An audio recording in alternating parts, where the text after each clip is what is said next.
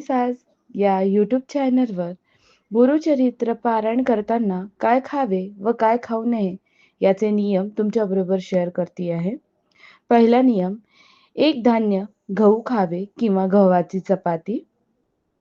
दुसरा नियम, पालेभाजी खाऊ शकतात ज्यात लाल माठ, हिरवी माठ, राजगिरा, पालक, करडई, कोथिंबीर, कढीपत्ता.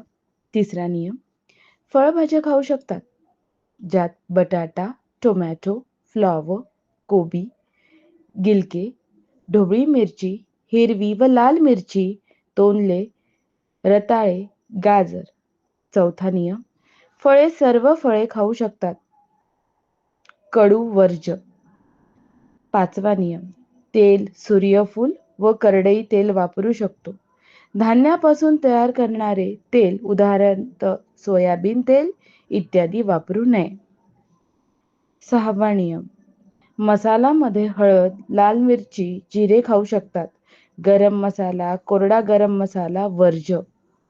सातवा नियम, दूध, दही, ताक, कढी खाऊ शकतात.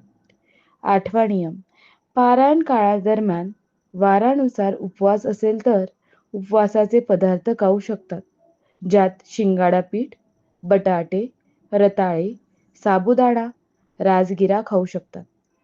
नववा नियम, वर्ज्य, द्विदल धान्य, कडधान्य, शेंगदाणे, डाळी खाऊ नये. गवार, वांगे, कारले, वाल, शेपू, मेथी, कांदापात, लसूण, कांदा, मोहरी, वरण, भात वर्ज्य. दहावा नियम, चहा, कॉफी घेऊ शकता. अकरावा नियम, पित्तकारक पदार्थ, वातकारक भाज्या, बाहेरचे पदार्थ, मैदा खाऊ नये. अशाच गुरुचरित्र पारायणाविषयी माहितीसाठी आमच्या चॅनलला सबस्क्राईब करा, लाईक करा आणि आवडल्यास व्हिडिओ शेअरही करा. धन्यवाद. श्री स्वामी समर्थ.